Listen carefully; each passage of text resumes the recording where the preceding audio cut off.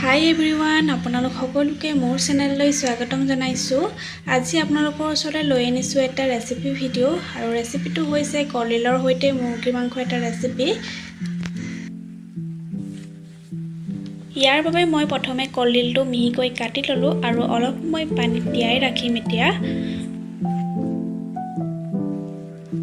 এতিয়া মই মাংসখিনিত হালধি অলপ দিছোঁ আৰু লগতে মই ৰেড চিলি পাউডাৰ অলপ দিছোঁ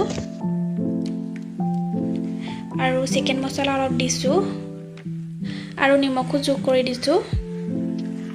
এতিয়া আধা ঘণ্টাৰ সময়ৰ বাবে মেৰিনেট কৰি ৰাখি দিম।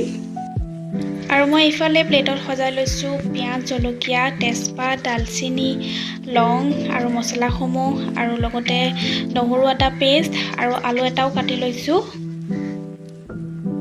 আৰু এতিয়া তেলখিনি গৰম হওঁতে মই পিঁয়াজ জলকীয়া দি দিছোঁ।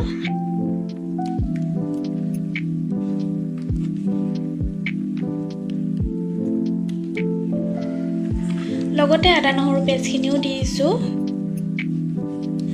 আৰু দিছোঁ তেজপাত দুখিলা, লং, দালচিনি যোগ কৰি দিছোঁ।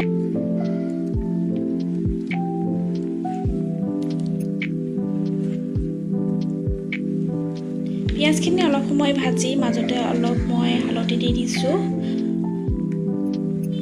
আৰু লগতে দিছোঁ ৰেড চিলি পাউডাৰ অলপ আৰু দিছোঁ অলপ মই চিকেন মছলা।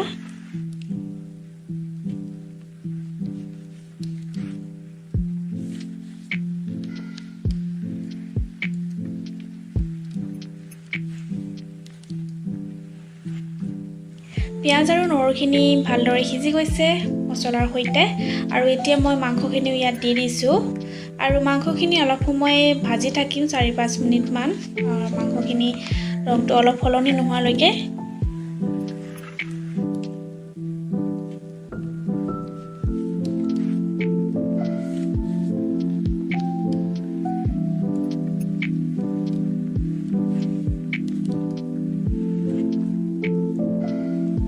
মাংসখিনি অলপ সময় ভজাৰ পাছত এতিয়া মই আলুখিনি দি দিছোঁ আৰু লগতে মই অলপ কেঁচা পিঁয়াজো দিছোঁ।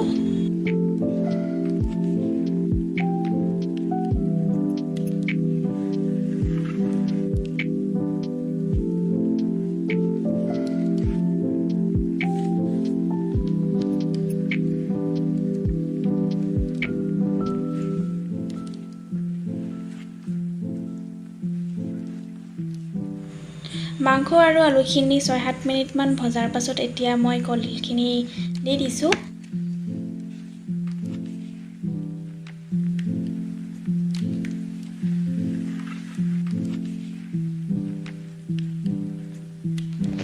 কলডিলখিনি আধা সিজাৰ নিচিনা হোৱালৈকে ভাজি থাকিব লাগিব ভালদৰে।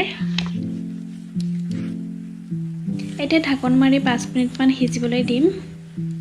এয়া মাংস আৰু কলডিলখিনি প্ৰায় সিজি গৈছে আৰু এতিয়া মই এগিলাচ পানী দি দিছোঁ।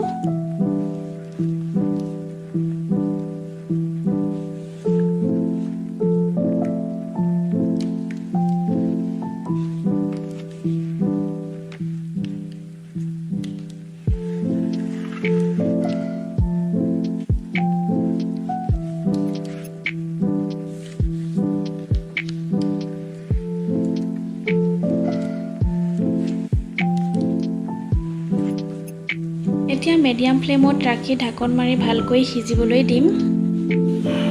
মাংস আৰু কলডিলখিনি এতিয়া ভালদৰে সিজি গৈছে আৰু মই পানীখিনি একেবাৰে শুকুৱাই পেলোৱা নাই, অলপ গ্ৰেভিকৈ ৰাখি দিছোঁ। এয়া আমাৰ ফাইনেল তৈয়াৰ হৈ গ'ল কলডিল আৰু মুৰ্গী মাংসৰ তৰকাৰী। আৰু আপোনালোকে বাৰু এনেদৰে বনাই খাইছেনে কলডিলৰ সৈতে মুৰ্গী মাংস? যদি বনাই খাইছে এনেদৰে তেনেহ'লে কমেণ্টত জনাব। আৰু আজি এই ৰেচিপিটো যদি ভাল লাগিলে তেনেহ'লে লাইক, কমেণ্ট আৰু ছাবস্ক্ৰাইব কৰিবলৈ একেবাৰে নাপাহৰিব।